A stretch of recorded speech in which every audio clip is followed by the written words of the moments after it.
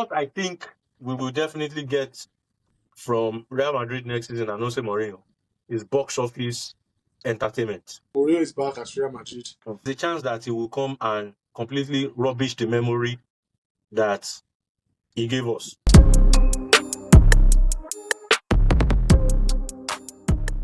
A lot has happened in the summer. There have been a lot of shake-ups as per managers. I think we just talked briefly about managerial movement. José Mourinho is back at Real Madrid. There's a Netflix documentary about José Mourinho that came out. Completely forgot yesterday. about that. I said I was going to watch That it. came out yesterday. Yinka, do you think Jose to Madrid a second time, is it worth it? Well, I'm an Inter fan, and one of the greatest moments that I've had as an Inter fan was given to me by Jose Mourinho. So there's a Mourinho bias. No. Let me land. That's not the point I'm trying to make. Was given to me by Jose Mourinho. So naturally, people would expect that, I would have a Mourinho bias. Now, maybe I used to have it in the past. But even with that, there were times before Inter slipped out of banter era, there were times where Jose Mourinho was linked with a return to Inter. And most of the Inter fans that know me have always known my stand. It has always been no. I do not want him back. One, because there's a chance that he will come and completely rubbish the memory that he gave us. What if he comes back and he does not perform? But two, I'm just not a fan of coaches returning to their former hunting grounds. And I know that it works for some clubs. I mean, Ancelotti returned to Real Madrid. He did well. Zinedine Zidane did relatively well when he returned. I think he won one La Liga when he returned, if I'm not mistaken. When he returned to Real Madrid after he did the three-peat. We've seen incidents. Even Jose Mourinho went back to Chelsea and still won the league. We've seen incidents. Let me just put it that way. However, I still think it's too much of a risk. It also signifies not wanting to move on. Look at Max Allegri at AC Milan, for example. Look at Max Allegri at Juventus, for example. So, for me, it feels like you're not willing to move forward. You just want to keep, holding on to the past. Now, what I think we will definitely get from Real Madrid next season and Jose Mourinho is box office entertainment. And I'm not talking about entertainment on the field. I don't know what's going to happen on the field. Pre-match conferences. I've not had a chance to watch them in preseason, so I cannot really speak to the tactical side as of now. I want to wait until I see them, but I'm probably going to watch them when La Liga resumes, when La Liga starts. But we will definitely get box office as far as, back-to-back Basbos is concerned. I still think that even with Barca's lack of a proper striker, they are still favorites to win La Liga this season. Real Madrid have added way too many elements to their squad that there might be a settling phase that allows Barca to pull off early. So I'll not be surprised if they pull off early. However, because of the unpredictability in La Liga, there's a chance that you pull off early, they'll catch up with you, and then you then try to pull off again. Because I remember that's what happened with Real Madrid this last season. So at some point, I think Real Madrid were like 8 points or 10 points clear. And then Barca just caught up with them and never looked back. So there's always that chance.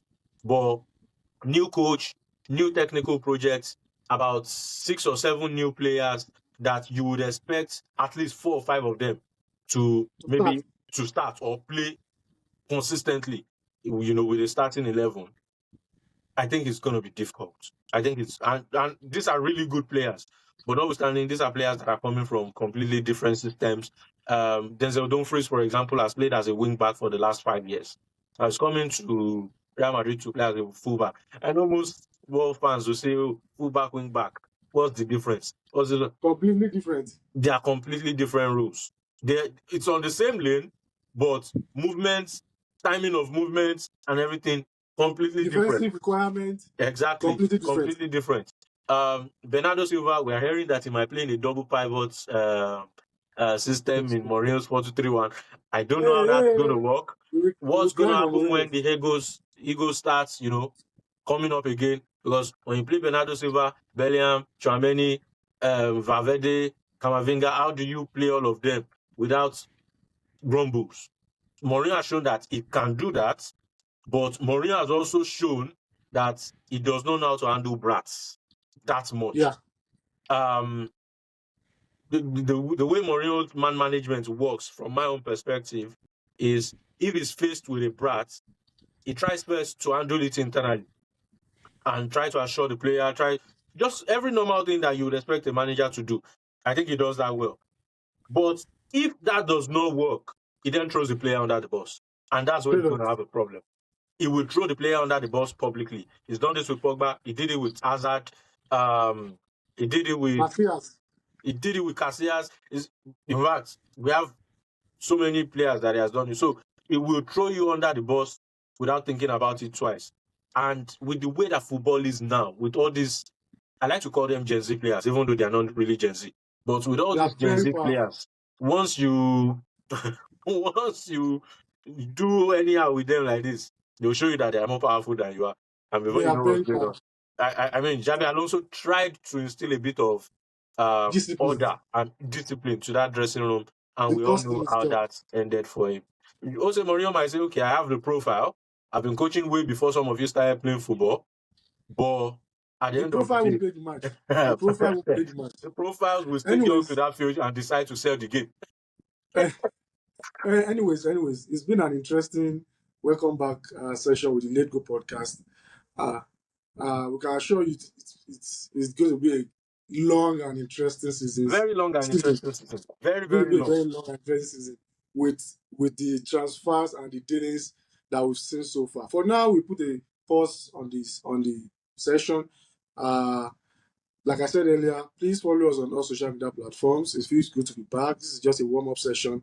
We are coming back with the full squad very soon, in a few days' time, to discuss the season in depth and give you controversial insights and pragmatic insights. Also, before you round up, I also wanted to add, as part of our new system now, we no longer necessarily do weekly recording. So our episodes might not drop weekly.